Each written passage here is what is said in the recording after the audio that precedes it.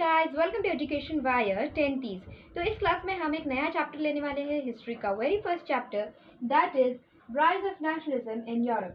तो इस चैप्टर में बेसिकली हम पढ़ने वाले हैं नेशनलिज्म के बारे में। इस नेशनलिज्म का लिटरल मीनिंग होता है पेट्रियोटिज्म, मतलब देशभक्ति की भावना होना। ठीक है, तो ये सब कुछ कहाँ हो रहा है? ये हो रहा है यूरोप में, which is a small continent, right? Okay, so 19th century की बात करते हैं तो आपने क्लास 9 में पढ़ा होगा कि लुई 16 नाम का राजा होता है, फ्रांस का किंग होता है, लेकिन लोगों को मोनार्की पसंद नहीं होती, तो वो बैस्टिल नाम का एक प्रिजन होता है, राइट? उस बैस्टिल प्रिजन पे लोग क्या करते हैं? अटैक कर देते हैं और लुई 16 को पावर से निकाल देते हैं, राइट? ओके, सो इसी से उत्पन्न होता है हमारा फ्रेंच रेवोल्यूशन, और फ्रेंच रेवोल्यूशन से ही नेशनलिज्म की जो आइडिया है वो इवॉल्व होती है, right? So nationalism idea brings many changes in Europe. ठीक है, तो वो यूरोप के पॉलिटिकल वर्ल्ड का हो, मेंटल वर्ल्ड का हो, सोशल वर्ल्ड हो, ठीक है, all of the spears of the Europe experience many kind of new changes. तो इस चैप्टर में बेसिकली हम पढ़ने वाले हैं कि यूरोप के जो छोटे छोटे टुकड़े हैं वो कैसे बड़े बड़े नेशन स्टेट बन जाते हैं, कंट्रीज बन जाते हैं, ठीक है, और ये सभी के सभी कंट्रीज जो है वो एक छोटा सा कॉन्टिनेंट फॉर्म करते हैं, दैट इज योर यूरोप। ठीक है, तो इस चैप्टर में बेसिकली हम सब ये पढ़ने वाले हैं। So friends, our first topic of this chapter is French revolution.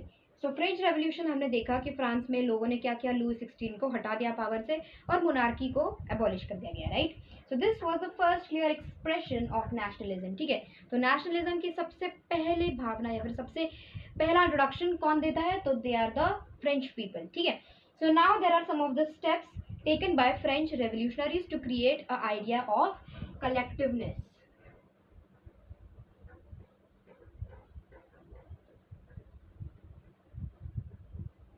तो लोगों में कलेक्टिवनेस की भावना उत्पन्न करने के लिए French revolutionaries took these steps. ठीक है, the very first step is la patrie, that is the idea of fatherland. अब मैं आपको बताती हूँ कि हम इंडिया को मदरलैंड कहते हैं, रशियन वाले जो लोग हैं या फिर यूरोपियन वाले जो लोग हैं वो अपने लैंड को फादरलैंड कहते हैं। So why there is a difference between the gender? तो मैं आपको बताती हूँ कि इंडिया के जो एंशिएंट गॉड है उन्हें हम गौ माता मानते हैं, right? Gau Mata was the ancient god of India, so she is the female and therefore motherland, right? और जो यूरोपियन कंट्रीज है उनका कौन गॉड है? Jesus Christ, right? तो Jesus Christ is a male character and that is why fatherland. Okay, fine. Next is le citoyen. सिटोयन यानी citizen होता है।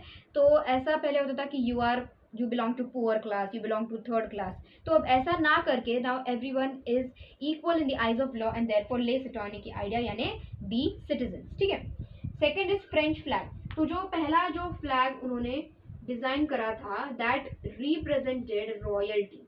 ठीक है, रॉयल्टी यानी मोनार्की को रिप्रेजेंट करता था, लेकिन उन्होंने उस फ्लैग को बदल दिया and now the new French flag is been designed. Third step is national assembly. पहले हमने देखा स्टेट जनरल हुआ करता था, now that was renamed as national assembly. Next, hymns were compose. Hymns का मतलब होता है जैसे ब्राह्मण लोग जो होते हैं वो क्या करते हैं? मंत्र पढ़ते हैं, स्तोत्र होता है उनका, राइट? तो वैसे ही hymn is one of the religious poem of Christians. ठीक है, नेक्स्ट, ओथ्स वर टेकन, मतलब शपथ विधि वगैरह होती थी। Martyrs commemorated, that is the freedom fighters of French revolution, मतलब ऐसे फ्रीडम फाइटर्स जिन्होंने फ्रेंच रेवोल्यूशन लाया उन्हें, मतलब उनके एफर्ट्स को हम प्रणाम करते हैं, so that is martyrs commemoration. Then common language French, तो फ्रेंच को कॉमन लैंग्वेज बनाया गया। तो फ्रेंच जो है ये लैंग्वेज पेरिस में काफ़ी ज़्यादा बोली जाती थी and it was used for official purposes, और धीरे धीरे French language became the national language of France. ठीक है, नेक्स्ट, सेंट्रलाइज्ड एडमिनिस्ट्रेटिव सिस्टम। तो सब कुछ काम जो है वो सेंटर में होने लगा, राइट? सो ये आपका पूरा फ्रांस है, तो फ्रांस में आपका ये पेरिस सेंटर हुआ करता था and the administrative system was centralised, मतलब पेरिस से सब कुछ कंट्रोल हुआ करता था। ठीक है, okay, so these were some of the steps taken by the French revolutionary. So this topic is very important. ठीक है, now we come to Napoleon, who ruled France from 1719 to 1815. He was the first militant consultant. Okay, militant consultant या फिर आप उसे dictator भी कह सकते हो, राइट? बिकॉज उसने मिलिट्री से पावर ली थी एंड ही रूल्ड फ्रांस। ठीक है, so he brought many changes in France. ठीक है, these were the following changes, और उसे एक नाम दे दिया गया सिविल कोड ऑफ 1804 या फिर नेपोलियनिक कोड। ठीक है, first thing, he band all the privileges based on birth. तो एरिस्टोक्रेसी के जो लोग होते थे उनके पास कुछ राइट्स हुआ करती थी from its birth itself, okay. तो देयरफॉर उसने सभी प्रिविलेजेस को कर दिया बैन। सेकेंड थिंग, ही एस्टैब्लिश्ड इक्वालिटी। तो पहले होता था थर्ड क्लास के लोग, पुअर लोग, रिच लोग, फ्यूडल लोग, स्लेव्स, ठीक है, ये सभी होता था, लेकिन अब उसे बैन कर दिया गया and equality was being established. Next thing, feudal system was abolished, that is feudal system यानी अनपेड वर्क, अनपेड वर्कर। तो जो लैंडलॉर्ड हुआ करते थे वो लोगों को काम पे रखते थे और उन्हें पैसा नहीं देते थे, सिर्फ खाने पीने की चीज देते थे, ठीक है। तो this was nothing but feudal system which was now abolished. Next, guild restrictions were removed. Guild यानी होते हैं ट्रेडर्स, ट्रेडर्स के जो ग्रुप्स होते हैं, ठीक है, कोऑपरेटिव एंड ऑल दैट। तो ये सब कुछ रेस्ट्रिक्शंस जो है वो पहले होते थे, लेकिन नेपोलियन के जमाने में उसे हटा दिया गया। Next thing, transportation system and communication system got improved. So इतने सारे अच्छे चेंजेस ला रहा था नेपोलियन, बट फिर भी कुछ क्रिटिसिज्म है उसका कि बाद में नेपोलियन को काफी ज्यादा क्रिटिसाइज करा गया। फर्स्ट थिंग, ही इंक्रीज्ड टैक्सेशन, ठीक है, तो टैक्स उसने काफी ज्यादा बढ़ा दिया, सो लोग were unhappy. Next thing, he impose censorship. Censorship का मतलब होता है कि if you want to publish any article, magazine, then you need to go to Napoleon and ask him whether we can publish it. अगर Napoleon को कुछ unsuitable लगा, so he will not give you permission to publish, ठीक है। तो उसे कहते हैं सेंसर करना या फिर censorship. Next is citizens were force to join the French army. तो सिटीजन्स को फोर्स किया जाता था टू ज्वाइन हिज आर्मी, ठीक है। He was interested in conquering the neighbouring territories of France. मतलब मान लो अगर ये फ्रांस है, so he was interested in controlling the neighbouring territories. तो फ्रांस के जो आजू बाजू की जो कंट्रीज होते थे उसे वो कॉन्कर करने के लिए ज्यादा उत्साही होता था, ठीक है। और इसी कारण लोगों ने क्या किया, नेपोलियन को कर दिया क्रिटिसाइज, ठीक है। So this was all about Napoleon. We have done civil code, very important. And Napoleon का जो रोल है फ्रांस में, उसने जो कुछ भी रोल प्ले किया है, that is also really very important. Now talking about French citizens. Now there were three groups of people living in France. So first is aristocracy. Aristocracy मतलब राजा रानी वाले लोग जो मुनार्की में विश्वास रखते हैं, right. So first of all they were land owning class, मतलब उनके पास मेजर प्रोपोर्शन ऑफ लैंड हुआ करता था। Second thing, they spoke French language, ठीक है। Third thing, they were connected by the ties of marriages, मतलब एक दूसरे से शादी करते थे और अपने एस्टेट्स को बढ़ाते थे। नेक्स्ट थिंग, स्मॉल पॉपुलेशन, ठीक है, उनकी पॉपुलेशन ज्यादा नहीं थी, ठीक है, ज्यादा अमीर लोग होते ही नहीं है, कम होते हैं, right. Next, talking about the new educated middle class, ठीक है। तो मिडिल क्लास, जैसे जैसे टाउन्स की ग्रोथ हुई वैसे वैसे इन्होंने क्या किया, ट्रेड से पैसा कमाया, ठीक है। So they were commercial class, they were educated, तो वो एजुकेशन में काफी ज्यादा बिलीव करते थे और वो प्रॉपरली एजुकेट हुआ करते थे। थर्ड थिंग, नेशनलिज्म, वो नेशनलिज्म की भावना में बिलीव करते थे and they wanted liberalism. Then next thing we have peasant group, ठीक है। पेजेंट पॉपुलेशन यानी जो फार्मर्स लोग हैं, दे हैड स्मॉल लैंड, ठीक है, दे वर स्मॉल लैंड ओनर्स, काफी कम लैंड हुआ करता था उनके पास। दे हैड नो राइट्स, ठीक है, ना ही उन्हें फ्रीडम मिलता था, ना ही उन्हें इक्वालिटी मिलती थी। So they had very few rights, very few. So they constituted the majority population of France. तो फ्रांस में अगर कोई मेजॉरिटी प्रोपोर्शन में है, मेजॉरिटी पॉपुलेशन में है, so they were nothing but the peasant class, ठीक है। So these were the three groups, ठीक है, इन फ्रांस। लिबरलिज्म, लिबरलिज्म का मतलब होता है फ्री, लिबर का मतलब है free, which is a Latin origin word, ठीक है। So liberalism stood for freedom of an individual, मतलब एक इंडिविजुअल को आज़ादी चाहिए। सेकेंडली, इक्वालिटी फॉर ऑल, ठीक है, सब किसी में भेदभाव ना हो, एवरीवन इज इक्वल। अब इसका ड्रॉबैक, एक वेरी इंपॉर्टेंट ड्रॉबैक ये है कि non propertied man along with women were given no voting rights. तो ऐसे जितने भी मैन हैं, जितने भी आदमी हैं जिनके पास कोई प्रॉपर्टी नहीं है, along with all of the women, they were not given single voting right, ठीक है। ये उसका ड्रॉबैक हुआ करता था।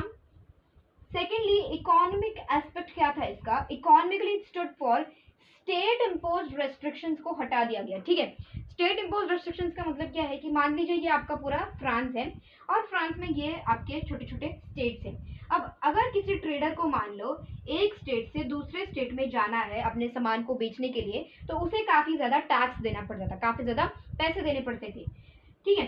तो और इतने ज्यादा पैसे हुआ करते थे कि उसका जो प्रॉफिट है, उस सामान को बेचने से जो प्रॉफिट आएगा, वो प्रॉफिट भी काफी कम हुआ करता था as compare to the tax, ठीक है। तो इसलिए इकोनॉमिकली इसका एस्पेक्ट ये था कि भाई लिबरलिज्म मतलब जो स्टेट इम्पोज रेस्ट्रिक्शंस है, मतलब एक स्टेट से लेकर दूसरे स्टेट में हम जाते हैं तो जो टैक्स जो इम्पोज करा गया है उसे एबॉलिश करना, ठीक है। Third thing, Zollverein. Now Zollverein was a custom union by Prussia. तो प्रशिया आपका जर्मन स्टेट है, ठीक है. Prussia was one of the German state और प्रशिया के जो ट्रेडर्स थे उन्होंने इनिशिएटिव लिया और जोल्वरिन बनाया अ कस्टम यूनियन. अब जोल्वरिन के दो ऑब्जेक्टिव्स थे. एक तो टैरिफ को एबॉलिश कर दिया गया, टैक्सेस को, ठीक है. Secondly currencies were reduce from 30 to 2. मतलब फ्रांस के हर एक स्टेट में अलग अलग टाइप ऑफ करेंसीज होते थे. मतलब फ्रांस के इस कोने में 1 kilo is equal to 1000 grams, France के उस कोने में 1 kilogram is equal to 900 grams, ठीक है. तो ये बहुत डिफरेंसेस आते थे एंड देयरफॉर ये जो करेंसी है, ठीक है, 30 तरीके के पहले करेंसीज हुआ करती थी फ्रांस में, 30 टाइप्स ऑफ करेंसीज. उसे जोल्वरिन ने कम कम कम करके 2 टाइप्स ऑफ करेंसीज में लाया, ठीक है. So this was all about liberalism. अभी हमने देखा कि नेपोलियन जो है वो काफ़ी अच्छे अच्छे चेंजेस ला रहा था और इसी अच्छे चेंजेस को दबाने के लिए now we come to the idea of new conservatism. Conservatism यानी कंजर्वेटिव लोग, यानी जो एरिस्टोक्रेसी के लोग होते हैं, या फिर कंजर्वेटिव लोग उन्हें भी कहते हैं जो जिनकी सोच काफ़ी धीमी हो, ठीक है. वो उन्हें चेंजेस काफ़ी ज़्यादा पसंद नहीं होते और यही सोच थी कॉन्जर्वेटिव्स की and they were interested in preserving monarchy, church and states, ठीक है. और इसीलिए उन्होंने बैटल ऑफ वाटरलू किया. अब वाटरलू नाम की एक जगह है जहाँ पे बैटल होता है बिटवीन नेपोलियन एंड प्रब नेशंस. प्रब नेशंस कौन से मैं बताऊंगी अभी आपको, ठीक है.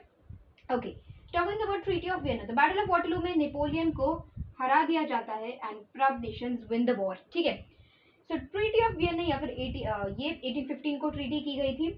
Host was Duke Metternich, he was the Austrian chancellor, ठीक है. पार्टिसिपेंट्स प्रब नेशंस, या सो पी यानी आपका है Prussia, Russia, Austria and Britain,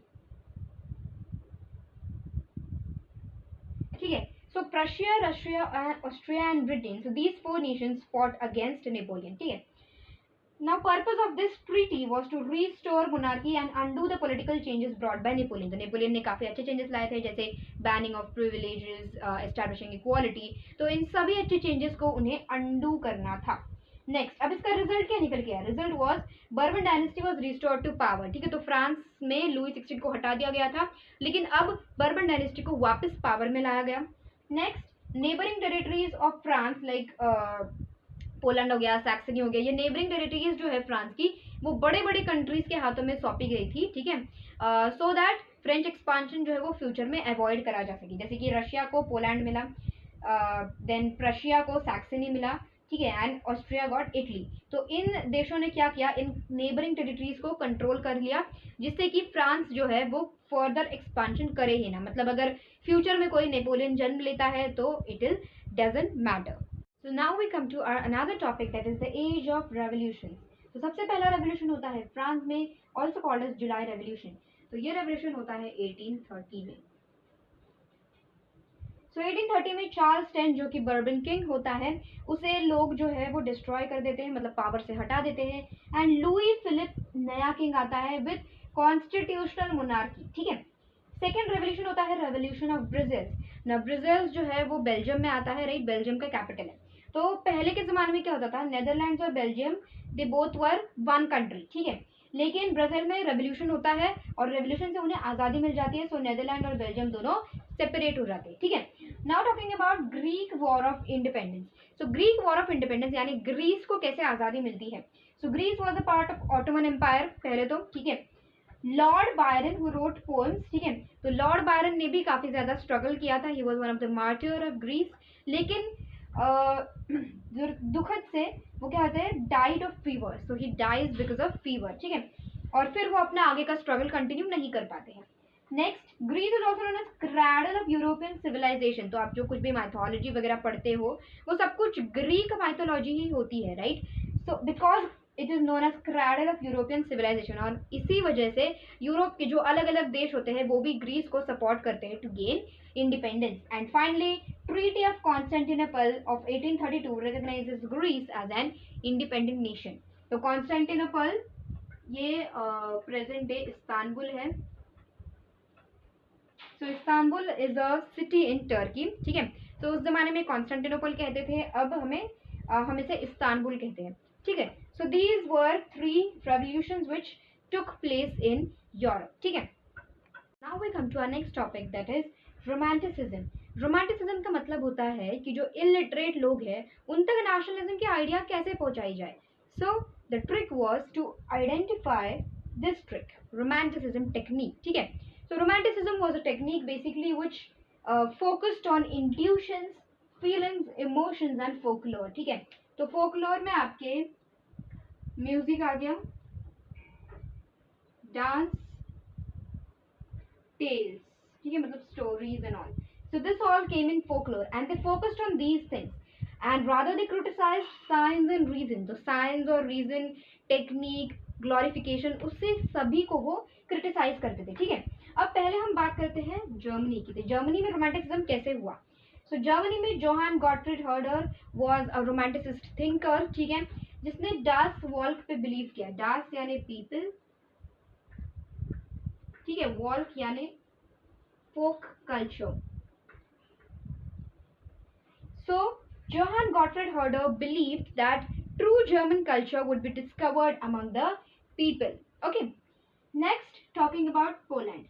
Now what happens is, now we saw in Treaty of Vienna that Russia got Poland, है ना।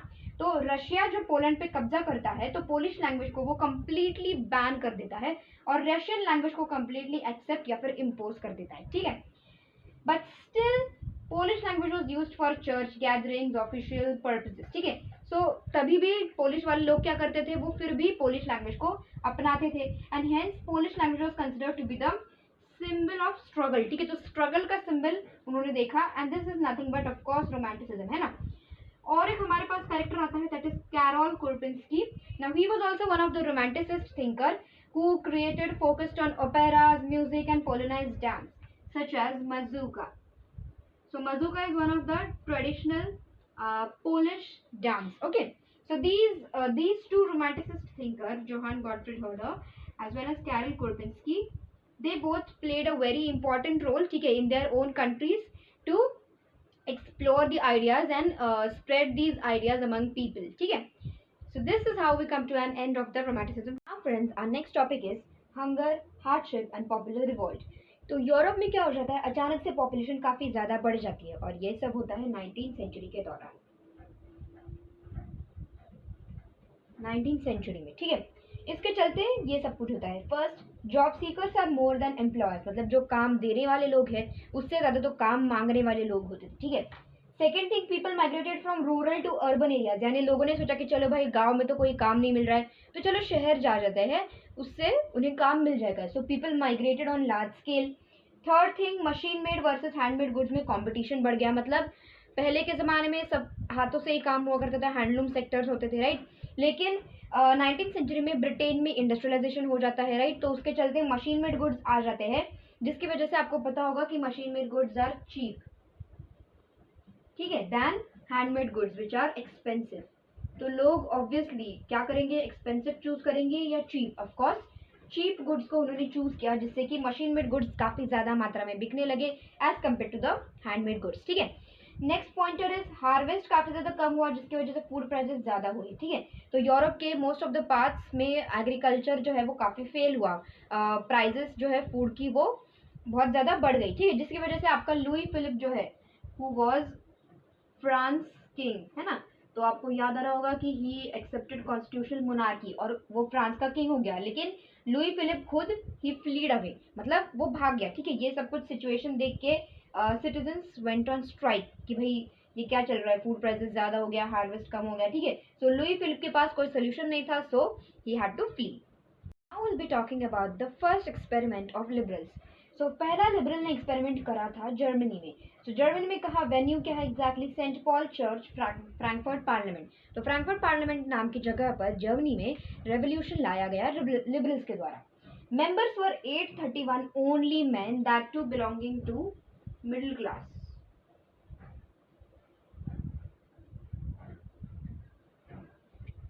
Their proposal was to convince King William Frederick IV to accept constitutional monarchy, ठीक है। तो आप monarchy वाले भी head रहो, लेकिन आपके पास एक पर्टिकुलर कॉन्स्टिट्यूशन होगा जिसे आपको फॉलो करना है। Result, king rejected, king William Frederick four ने बोला नहीं भाई, मुझे ये मंजूर नहीं है। He joined other imperial powers and destroyed Frankfurt Parliament. उसने क्या किया, आजू बाजू के राजाओं को इकट्ठा कर लिया और कहा कि भाई देखो यहाँ पे रेवोल्यूशन हो रहा है, तो यहाँ पे उन्होंने क्या कर दिया, फ्रैंकफर्ट पार्लियामेंट को डिस्ट्रॉय कर दिया, and hence it resulted in failure of Frankfurt parliament. ठीक है, so this was the very first revolution of liberals. Now let us talk about the first unification case of Germany. तो Germany पहले एक country नहीं था, तो Germany में काफ़ी ज़्यादा इंडिपेंडेंट नेशन हुआ करते थे, इंडिपेंडेंट स्टेट्स हुआ करती थी, one of which is Prussia. तो प्रुशिया का प्राइम मिनिस्टर होता है आपका Otto von Bismarck, who played a very important role in unifying Germany. सबसे पहले he won 3 wars in 7 years. ठीक है, तो सिर्फ 3 वॉर्स उन्होंने जीते against Austria, Denmark and France. So इन तीनों कंट्रीज के अगेंस्ट उन्होंने वॉर जीत ली with the help of army and bureaucracy. ठीक है, and which resulted in king Kaiser William one to be the new king of full Germany.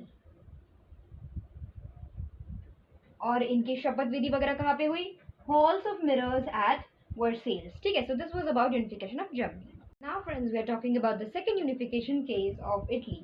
So Italy में basically 3 prominent leaders है। First is Giuseppe Mazzini, who was a secret member of Carbonari society, who founded 2 societies. पहला young Italy इन मार्सिलिस जो कि France में है, दूसरा young Europe जो कि Berne that is in Switzerland.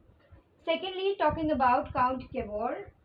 Count Cavour was chief minister of Sardinia Piedmont. Okay, तो आपका ये इटली था, ठीक है, ये पूरा आपका इटली का स्टेट है, and Italy was divided into 7 states. ठीक है, तो 1 2 3 4 5 6 और ये 7। ठीक है, तो 7 स्टेट्स में इटली डिवाइडेड था, और उसमें का एक state was Sardinia Piedmont state, जो कि एक प्रिंसली स्टेट था, जो कि एक राजा रूल करता था। ठीक है, and chief minister was Count Cavour. तो काउंट केवोर ने क्या किया, he defeated the Austrian forces. ठीक है, ओके।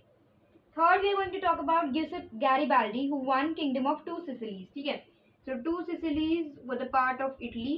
ठीक है, जिसपे उसने जीत हासिल करी और इटली को कर दिया पूरा यूनिफाई। ठीक है, जिससे कि Victor Emmanuel II was considered to be the king of new uniform Italy.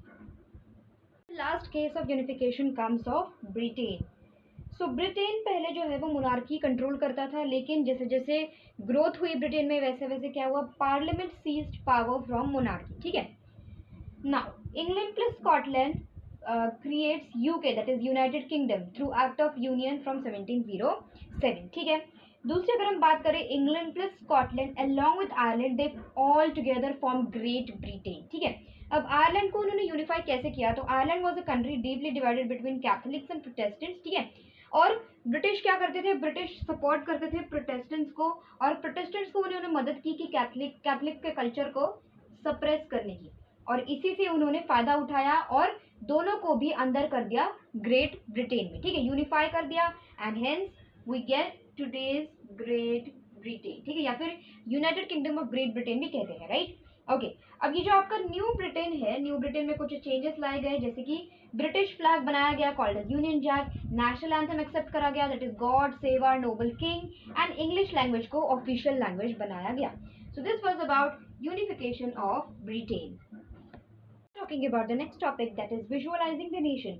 अब नेशन को या फिर कंट्री को एक फीमेल फिगर या फिर एक ह्यूमन फिगर के नाम से ग्लोरीफाई किया जाता था, रिप्रेजेंट किया जाता था। Like for example, artist created allegory.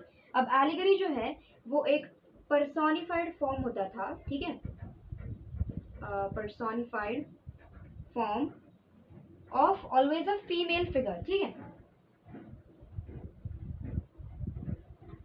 जैसे कि for example Marianne was a female figure जो कि फ्रांस नेशन को रिप्रेजेंट करती थी, and next is Germania was a female figure who represented Germany as a nation. तो जर्मेनिया हमेशा oak leaves का क्राउन पहनती थी। ठीक है, which depicted heroism. Friends, the last topic of this chapter is imperialism. So imperialism का literal मतलब होता है conquer a country। ठीक है, जब आप किसी दूसरे कंट्री पर कब्जा जमाते हो, पावर लेते हो। ठीक है, एक्सेस नेशनलिज्म, तो जैसे जैसे आप नेशनलिज्म की फीलिंग पढ़ते जाते हो और आपकी जो नेशनलिज्म या फिर देश के प्रति जो भावना है वो और ज़्यादा बढ़ जाती कि मैं अपने देश को एक्सटेंड करूँ, अपनी जो देश की जो टेरिटोरियल जगह है वो एक्सटेंड करूँ, तो जिससे कि क्या होता है, इम्पेरियलिज्म हमें देखने को मिलता है, ठीक है। Balkans was a region which is controlled by Ottoman empire, ठीक है। बाल्कन यानी जो यूरोपियन वाला रीजन है, मिड यूरोपियन, ठीक है। So those were the countries which are controlled by Balkan, Ottoman area. सो बाल्कन में काफ़ी सारी कंट्रीज आती है, मैं आपको कुछ प्रोमिनेंट कंट्रीज बताऊंगी। मैसेडोनिया है, फिर आपका ग्रीस आता है, ग्रीस, स्लाविया आता है और बल्गारिया आता है। So you need to remember just 4 to 5 countries which come under Balkan region, ठीक है। ओके, सो ये सभी कंट्रीज ना एक तो मिलिट्री पावर में काफ़ी ज़्यादा स्ट्रॉन्ग थी, उनके पास काफ़ी पावर थी, उनके पास काफ़ी रिसोर्सेज थे। So they were a major attraction for the European people, ठीक है। तो यूरोपियन लोगों के लिए these countries were the major attraction, ठीक है। तो काफ़ी सारी वॉर्स हुई and this wars resulted in starting of world war one, ठीक है। और इसके चलते बाद में क्या हुआ, वर्ल्ड वॉर वन हुई, फिर वर्ल्ड वॉर टू हुई, फिर पीस सेटलमेंट वगैरह हुई, ठीक है। सो बेसिकली इस चैप्टर से हमें एक ओवरव्यू देखने को मिलता है बेसिकली कि नेशनलिज्म की जो भावना है वो कुछ अच्छे कामों के लिए हुई। कौन सा अच्छा काम, एंटी कॉलोनियल मूवमेंट्स, मतलब ऐसी कंट्री जो कि कॉलोनीज बन चुकी थी, राइट। फॉर एग्जाम्पल ब्रिटेन जो है वो एक कंट्री था जो कि लोगों को कंट्रीज को कॉन्कर करता था। So India was one of the colony of Britain. तो इंडिया ने भी क्या किया, नेशनलिज्म की आइडिया ले ली, अडॉप्ट करी यूरोपियन से, और India also started to struggle to gain independence, right. So this was the end of this chapter. So friends, I hope that you have understood this chapter, and if you have any doubts or queries, please do leave it in the comment section below. I will 101% try to reply. Thank you.